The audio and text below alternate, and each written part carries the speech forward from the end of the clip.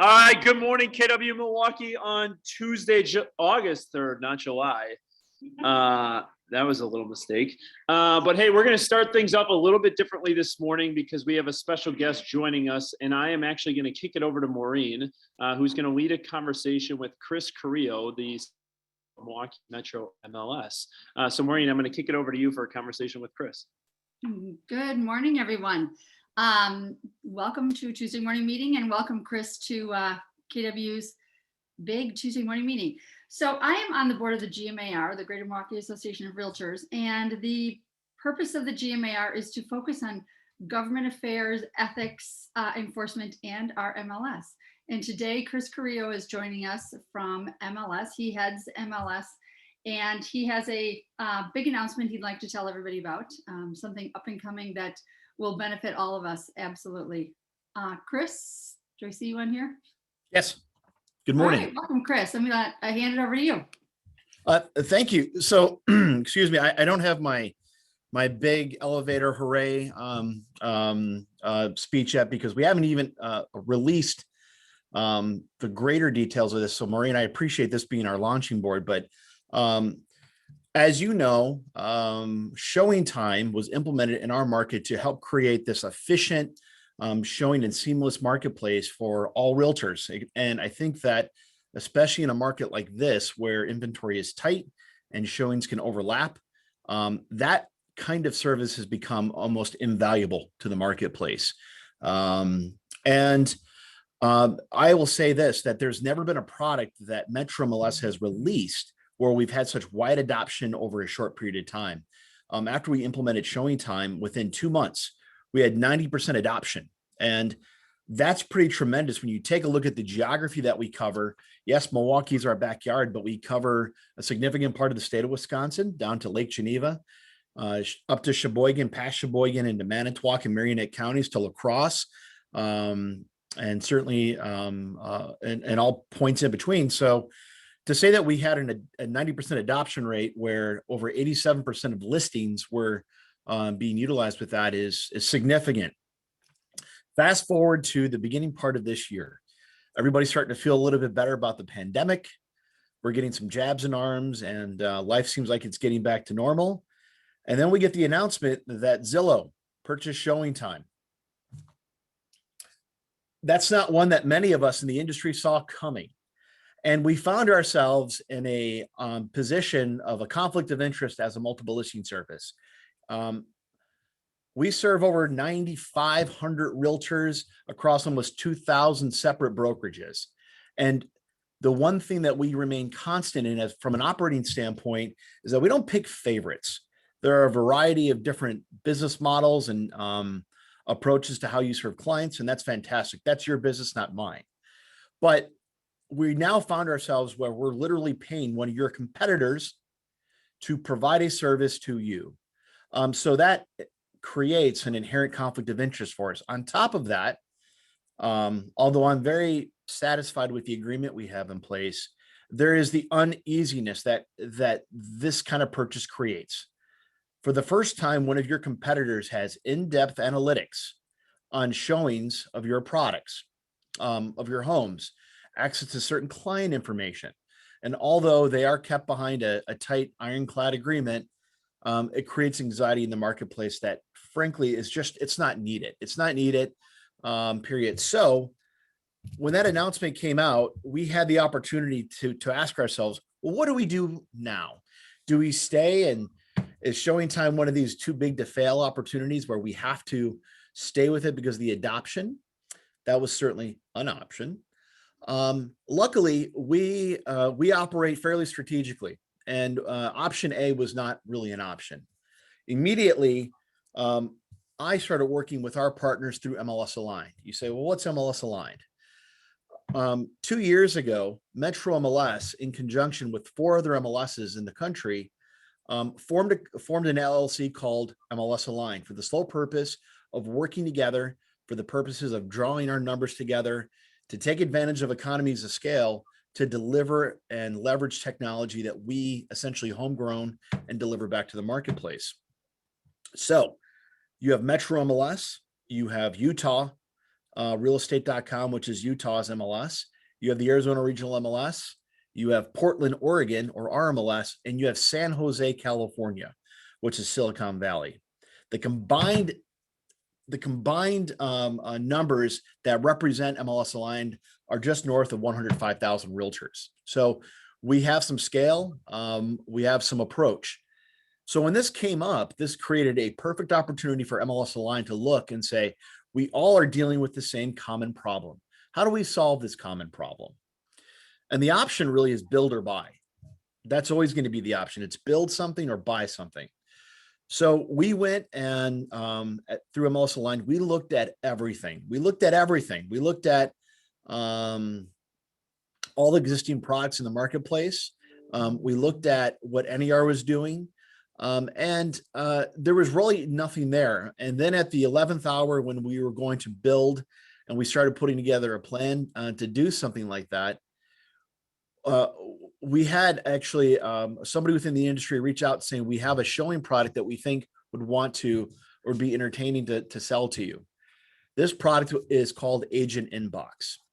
The good news about Agent Inbox is it was developed 5 years ago. It was developed to be a showing platform. It's a great product. And it was a great product with a really bad business model. They were one of these fads in the industry that created what was called freeware. And their pitch was, we're going to sell this product in the marketplace, offer the showing platform for free, and upsell certain areas that never really existed. So 2 years ago, they developed it into a communications platform and showing platform, and it was a venture capital funded company. They then shelved the product. Fast forward to our conversation. We had the opportunity to go and buy this product. And when I say buy this product, when we bought it, previously it had been live in 20 markets. So it is a proven product. And certainly has some bandwidth to it and has some scale to it. So the exciting news is we went under deep cover, under NDA, to do our deep dive and due diligence on purchasing this software, not the company, but the software itself, through March, April, and into May.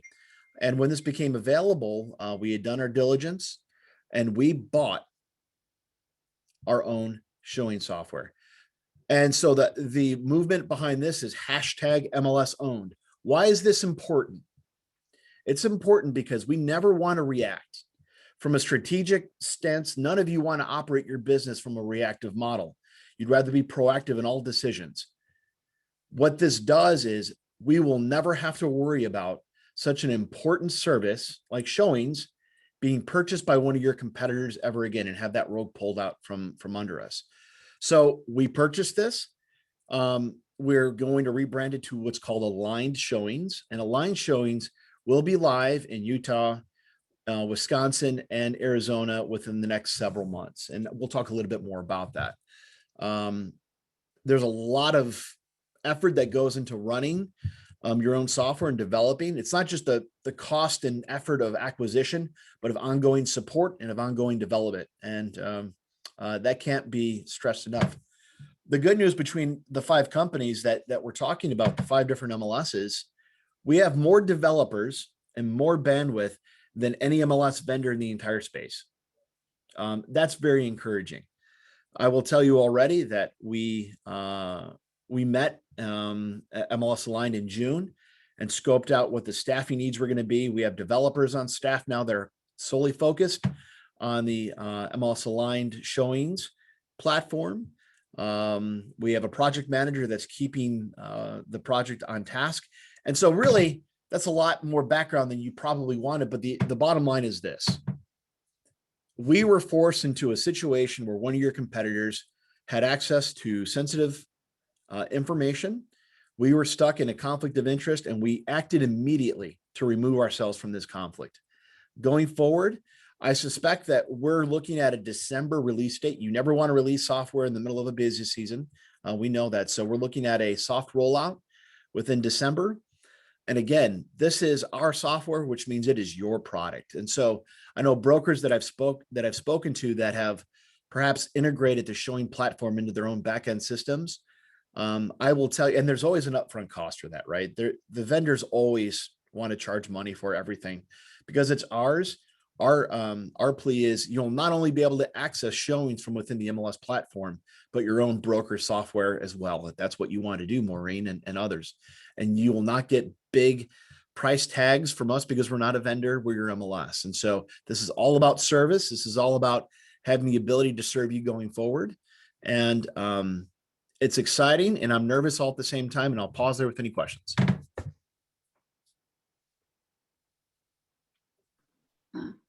Guys, any questions from the group? Feel free to throw into the chat section as I'll throw them out to Chris. One of the things, Chris, I will say on behalf of our group, thank you for reacting to a market situation that I think everybody kind of felt the same way, and that there seemed to be a general alignment across the marketplace. And so thank you for taking the forefront along with all the other MLSs to bring a product that is really wholly owned by pretty much the industry. So absolutely. Yeah. And I will say the one advantage, and I have to say this, Showing Time is a great company. They really are. They've provided excellent service. I personally know the founders and the CEO and a lot of the developers over there, and they just have a great product and they run a great company. And it broke my heart to tell them, I'm so sad that you were purchased by one of my brokers because you're really forcing our hand to change something here. So Showing Time has been a great partner of ours, and it is what it is. That's business. But I will say this does create an opportunity for us to really serve you in a way that no other vendor can because, well, we're you. Mm-hmm. So Chris, let me, first of all, thank you for that. I know we all understand the value of protecting our data, which is why when Zillow made that purchase, it was instant response reaction to you from many agents. I know everything went kind of crazy in the GMAR MLS world when that happened. So I love your quick reaction and very forward-thinking group of people that you work with. I really appreciate that. We see many benefits from from MLS's alignment with these other organizations. We've seen it for the past couple of years that I've been on the GMAR board, and it's super beneficial, and you guys are doing great work. I also want to touch on one other thing. Could you just, I know this has been published in writing and we made this known to our agents, but could you just touch briefly on the announcement? I believe it was last week or the week before about Zillow no longer being allowed to list FSBOs. Look at that. Absolutely. Absolutely. I've never seen an announcement that is more misleading, number one. And it's fascinating to see the industry's response. If you didn't see, well, geez, where do I begin on this one? Okay. How do I say this without getting in trouble? It is the role of the MLS to ensure that we have equal application of all policies and rules. And when Zillow announced they were becoming a broker, this is all about Zillow, this call. This is not what it seems to be. I hold no ill will towards any broker, but when Zillow announced they were becoming a broker last November, the very first conversation that I had with their team is, outside of how to become IDX compliant, the display rules, etc., I said, hey, there's this funky Wisconsin license law that states that in order to advertise a property, you must have an agency agreement in place, i.e. a listing agreement, or you must have the permission of the listing firm to do so. And that's your IDX piece. And outside of that, you'll have to figure out how your FSBO model reconciles with state law now that you're a licensed broker. They decided to sit on that and do nothing until they went live with IDX in June. Afterwards, we received numerous complaints from agents and brokers like yourself, as well as many other companies, that Zillow is displaying for sale by owners. And how can they do that in light of Wisconsin state statute 452.136? See, I sleep this stuff. And I told them that their developers were still going through the process to give them a little bit more time, until I received word from Zillow Legal that, in their opinion, that they were in compliance with the state law. Now, I'm not an attorney, so I won't argue whether they are or not. And it is not the role of the MLS to enforce state license law, to be clear. However, I did bring up to them, explain to me how it is so important within your business model that you would put at risk IDX listings to display for sale by owners. Why would you do that? You've gone through this process. And I said, follow this through. If enough of your competitors complain to the DSPS and your broker's license gets put into jeopardy, you have no more IDX. So it's up to you, but I highly suggest that you be defensive on this and reach out to the appropriate bodies. That somehow was twisted into the message in the hopes of pressuring the MLS to cave. And if Maureen can attest, I am not one to cave. And they sent this message out to every for sale by owner that they had to remove their listing out of Zillow because the MLS policy made them do so. It is absolutely dishonest. It's misleading. So the very next day, I had a conversation with Errol Samuelson and some of the other top executives at Zillow and said exactly what needed to be said. And they agreed with me. And they have since updated their for sale by owner language on their site to say until they receive a determination from DSPS that they will not be displaying for sale by owners. Really, this is much to do about nothing. This was released, and I'm telling you, I received calls and emails from the entire country wanting to know how I did this. And I said, rest assured, I didn't do anything. This is a state law that they must follow because they're a licensed broker. I had executives from Florida, the Carolinas, Indiana, Massachusetts, Virginia, West Virginia, Utah, Texas, and many other states wanting to know the specifics of the state law so that they could adopt the same.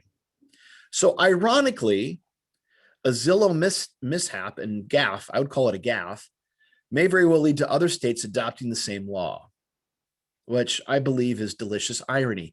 That being said, it had nothing to do with the MLS other than it was us who said, guess what? There's a state law. You may want to look into it. So we really had nothing to do with it, even though Zillow tried to blame the MLS. And the reason why it's so dangerous is in this time of DOJ, where they're looking at all of us saying that we're bad guys and that we operate in antitrust. I didn't want to create an environment that the DOJ thought that we were impressing on a brokerage on how to operate their business model and involving ourselves in antitrust policies ourselves when we're not. So I'm making that distinction very clear. It was not the MLS, it was the state law. Does that clear it up? Perfect. Absolutely perfect. And ironically, just yesterday we had this, I was in a conversation with an agent who literally lost a 2-year working with the buyer for the last 2 years to a Zillow for sale by owner. And that's painful. That's difficult. It makes our job very, very difficult. So I just wanted everyone to know that because not everybody reads what comes across on Facebook and emails. And this is very direct from you. And you're right. You don't roll over for much. How about for nothing? But you're a very good steward of our organization. And I appreciate your coming on board and sharing with us. I will tell every person who's hearing me right now that I wake up and I come to MLS and I work for you. We may not always agree on the why, but I will always give you a why. I won't just say no because we said so. I mean, that doesn't exist. I appreciate the opportunity to come on here, Maureen, and talk to your group. And there's lots more happening out there, and I'm sure you know it. And if you ever have any questions, please let me know. But we really appreciate the opportunity to serve you and look forward to any questions you may have in the future. So thank you very much. All right. Thanks, Chris. Have a great day. Have a great day. Bye, everybody. Chris, thanks for joining us. We appreciate it. Thanks. All right, we're going to jump right into it. And we're jumping right over into a similar topic. And I'm going to have Joni Reed jump on for a little compliance updates. Thank you, Charlie. Good morning, everybody. Yes, kind of a similar topic and attitude that we're trying to push on these reminders that we're doing in team meeting, and Stephanie Kennard and I are also doing in the contract training on Mondays, is to do this overall of protecting our reputation, the reputation of Keller Williams in the marketplace and your individual reputation as an agent in the marketplace. As we said yesterday, our marketplaces are actually quite small. And if you look at the marketplace in Lake Country or the marketplace in the Wauwatosa area, the North Shore marketplace, where our 3 offices are, they're almost, they're small enough that the agents know one another very well. And to know one another very well, that means your reputation is golden. How you perform, how you price your homes, how you deal in the with your clients, how you deal with the public in your marketing efforts, and how you treat one another, how you treat the other agents. Being on the Professional Standards Board, we have quite a few instances where especially the duties to the realtors are the ones that are being violated. And one agent or one company will bring a complaint to another because of the violation of the Code of Ethics. So Stephanie and I want to just remind you, I'm just going to do a very short summary of the first part of the Code of Ethics. They come in 3 parts as it shows here: duties to clients and customers, duties to the public, duties to realtors. 2 weeks ago, Stephanie sort of summarized the duties to realtors. Today, I'm going to summarize duties to clients and customers. Okay. So the main thrust of this first section, duties to clients and customers, it reminds us that when representing a buyer, seller, landlord, tenant, or another client as an agent, realtors pledge to protect and promote the interests of that client. In a non-agency capacity, realtors still remain obligated to treat all parties honestly. It goes on to define the difference between a customer and a client, and know that one of who you're working with is a client when you do sign an agreement, a buyer agency agreement or a listing contract. If you're not signing that and you're working with them in a non-agency capacity, then they are called a customer. Okay, so I just want to summarize some of the highlights of the articles. There are 9 articles in the first section, duties to customers and clients, and each of those articles has standards of practice in them. So Article 1 of customers and clients has 16 standards of practices, and I'm certainly not going to go through all of them. You can always get a copy of the Code of Ethics, keep in your right-hand drawer. But the idea of the common ones, or the ones that are most relative to what Stephanie and I see in our phone calls and comments, are these. Remind realtors in attempting to getting a listing not to mislead the owner to market value. And that's really hard in today's market, being so competitive, and the market value is sometimes quite questionable. You may represent the buyer and the seller in the same transaction, but only after full disclosure and informed consent. That's called dual agency. It's a situation that I really don't approve of, because I don't think the buyer and the seller actually get full disclosure or informed consent. And when you're in dual agency, you can't really represent either party. You have to remain neutral. Realtors shall submit offers and counteroffers objectively and as quickly as possible. That's become a circus in this market. When sellers are saying, I want to look at all offers on a certain date or a certain time, and then they're looked at earlier.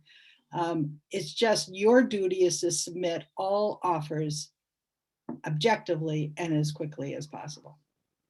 The obligation of the realtors to preserve confidential information during their agency relationship, and this is important, it also follows termination of that agency. So when the house sells or the buyer agency expires, you still are obligated to preserve that confidential information.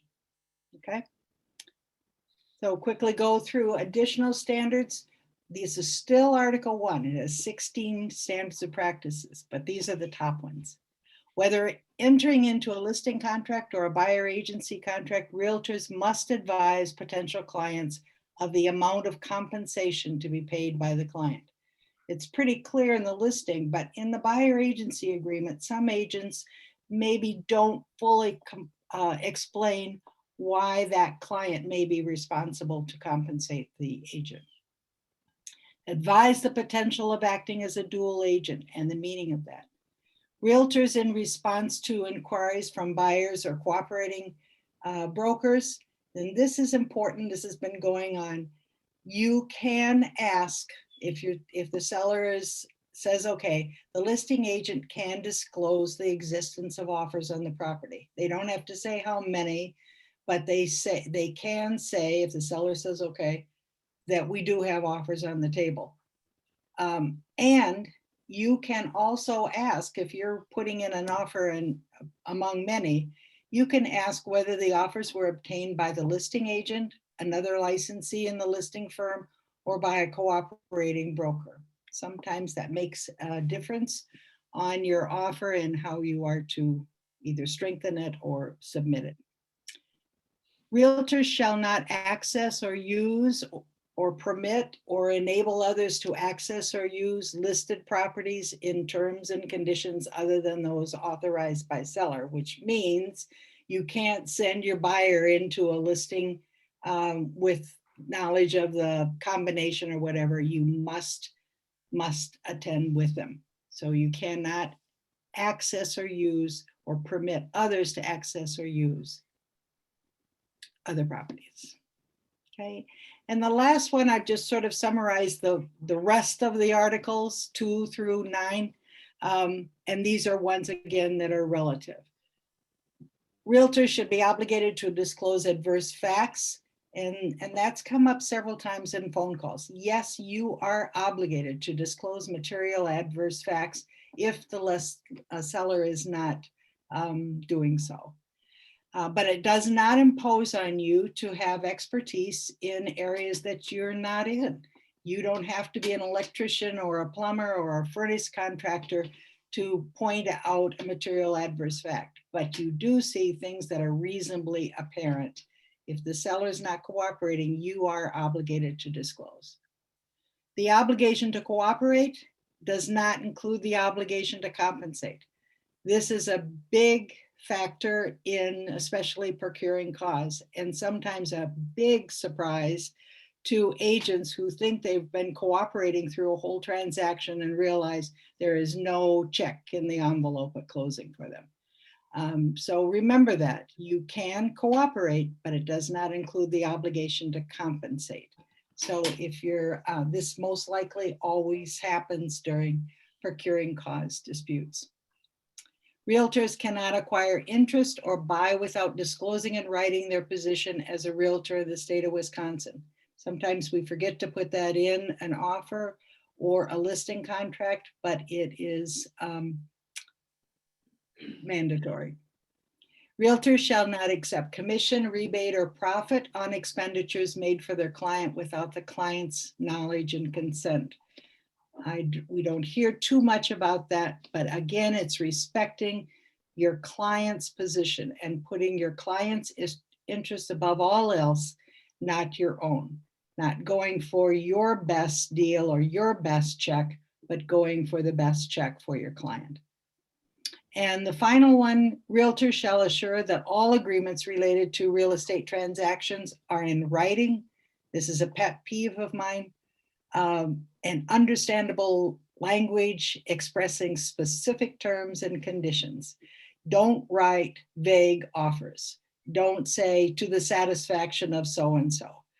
Make your terms specific and your conditions delineated in your offer so that they're clear. And when copies of agreements are signed, you must provide them with a copy. Not take it home. So that's pretty much a summary of the first part of the Code of Ethics, duties to clients and customers, and our role in this as a realtor. Guys, one of the things I just want to touch on, Joan, first of all, thank you for bringing this up. But I want to remind the group, I've been hammering on this concept of you only have 2 tangible assets in this business. It's your database and your reputation. And what we have found over the last 12 months is people have been pretty good about their database. They haven't been so great about their reputation. And it seems to be like we're beating a dead horse as it relates to reputations and duties to clients and customers. But we bring these things up because we constantly see them or we're mitigating issues. And so sometimes, as I always say, that our job is to plant seeds and to make you think. It may seem like that we're going over these things consistently week over week over week. It's because they continue to show up. And so I'm just reminding you of these things as it relates to your tangible assets within this business, and it's your database and it's your reputation. Joan, thanks for wrapping that up. Was there anything as it related to this document is just for everybody's information. We were sort of making up our own language in a clause, but now the WRA has come out with a form that if you are working with a buyer and the buyer does not want to have an inspection in his contract, go dig this up in the zip form library. It's the buyer acknowledgement of risk when not having a home inspection.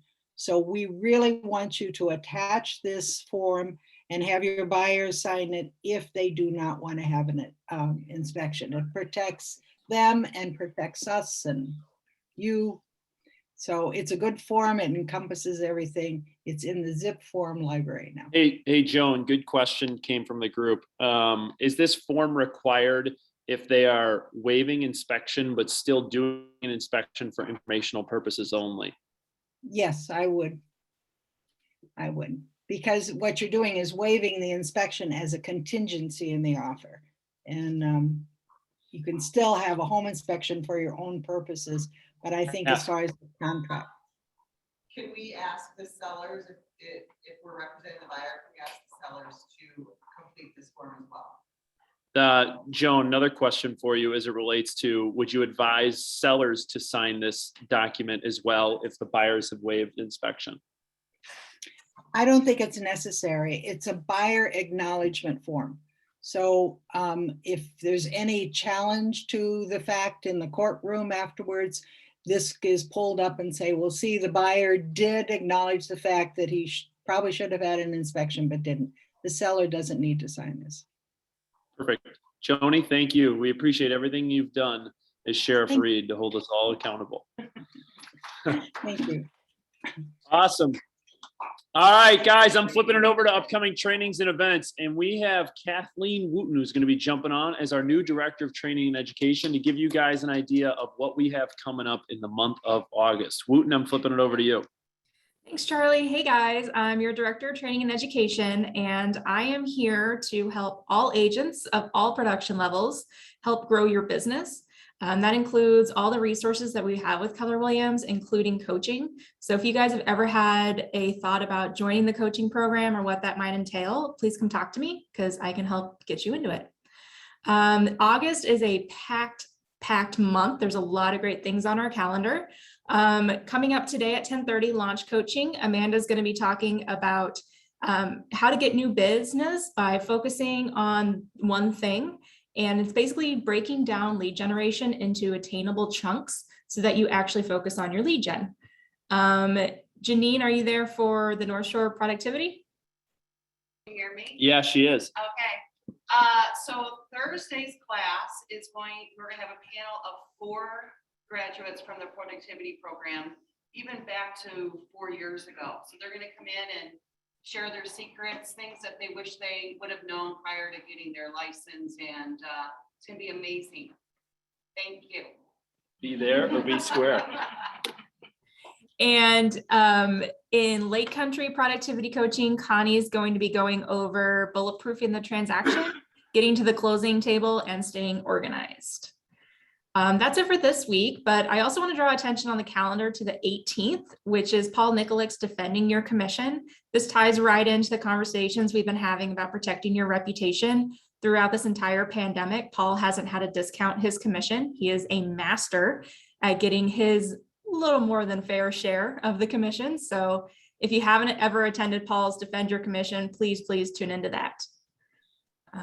Tomorrow, we have the Color of Real Estate with Julia Lachey, who is the director of, help me out, Charlie. She's the Vice President of Diversity and Inclusion for Keller Williams Realty International. And she is jumping on She teaches a course around the color of real estate and helping us understand our implicit biases and the role in which we play in helping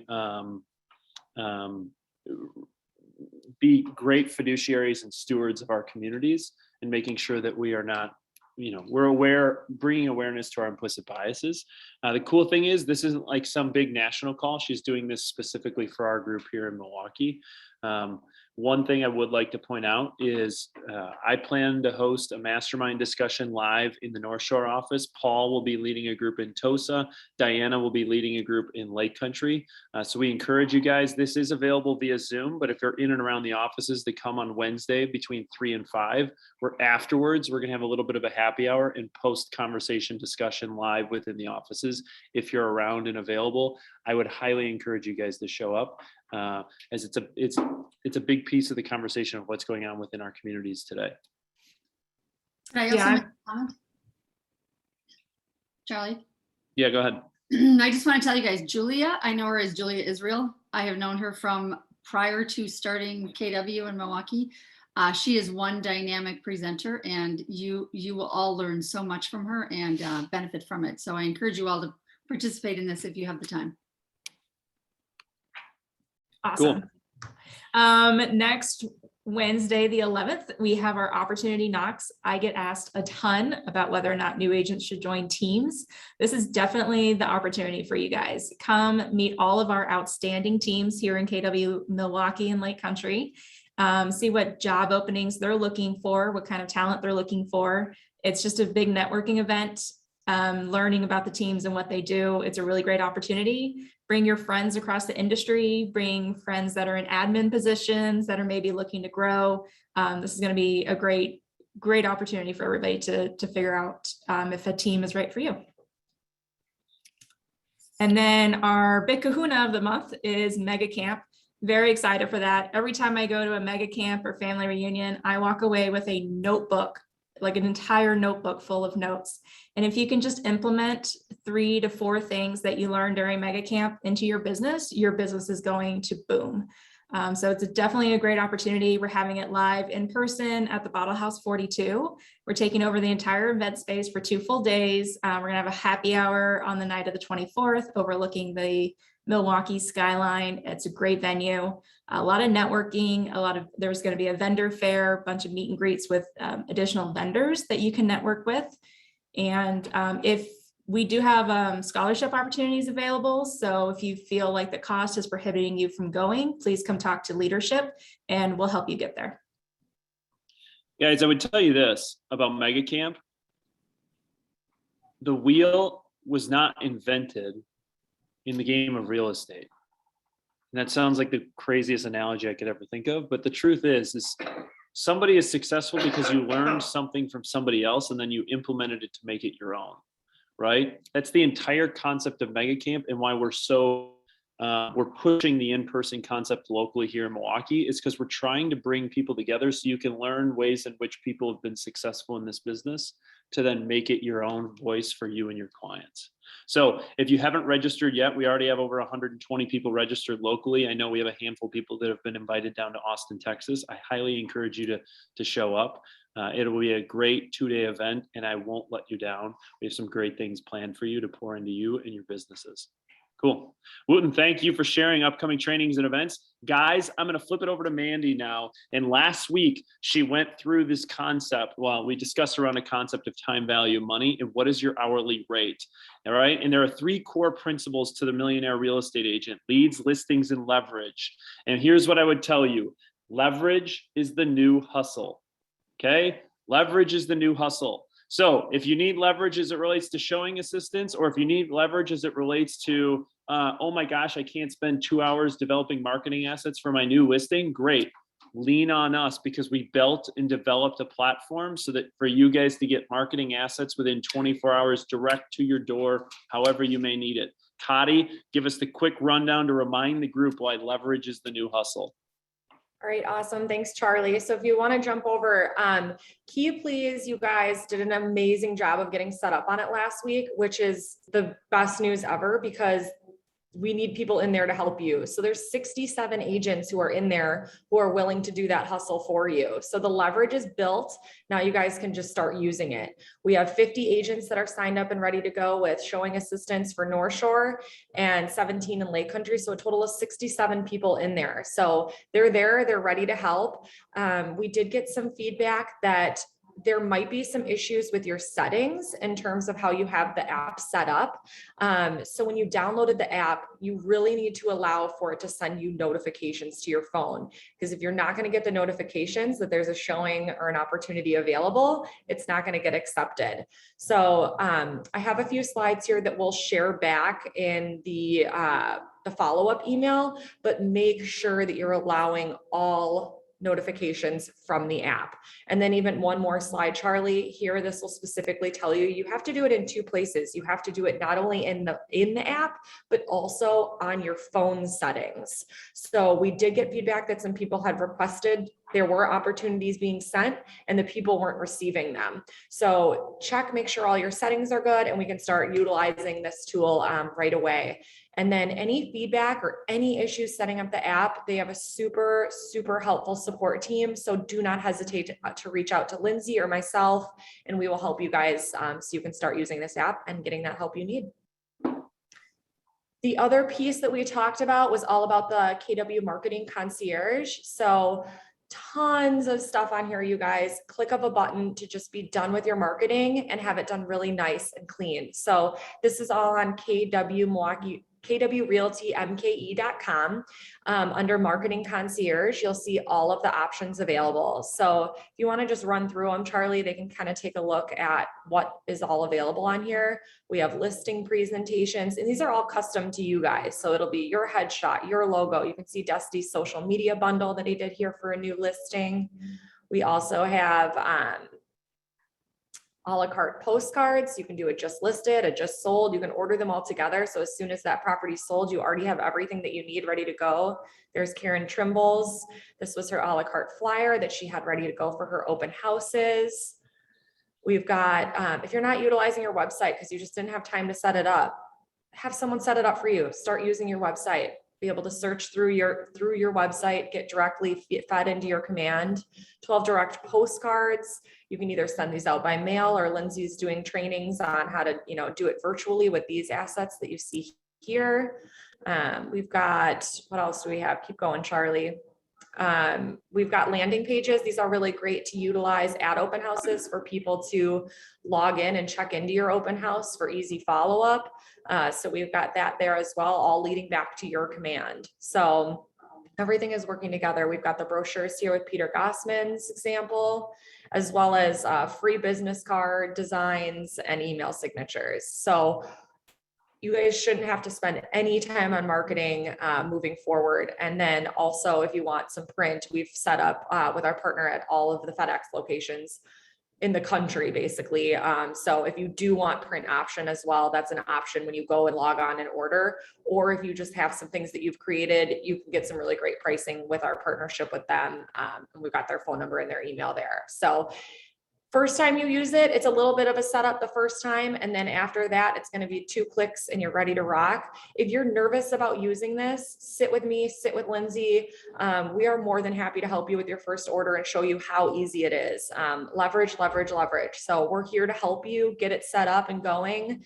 Don't be afraid of it. If you are, give us a call and we'll sit with you and get it done.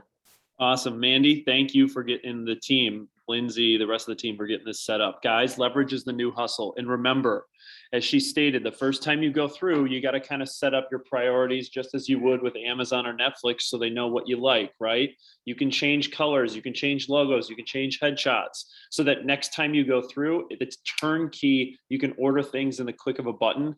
I know last week we had 12 unique agents purchase or acquire their marketing assets through this program. It's phenomenal and it's supposed to be turnkey. Leverage is the new hustle. Look at how much time you're spending on your marketing assets. And if you need time back in your day, leverage this program. And you need help, reach out to Mandy, Lindsay, or the rest of the team because they're here to support you get it done. Awesome. Connie, thank you. All right, guys, wrapping it up. Lindsay, quickly give us the Tech Tuesday update around Actually, you know what, Lindsay, we're going to punt this week because we had a great conversation earlier. So we're going to give you the Tech Tuesday next week. But know this, Lindsay's in Tosa today. She'll be in Lake Country on Thursday. If you need a one-on-one schedule, feel free to schedule a one-on-one with Lindsay. She is here to support you guys, and here you can see her schedule. And so for in the essence time, I'm just going to keep moving forward through this.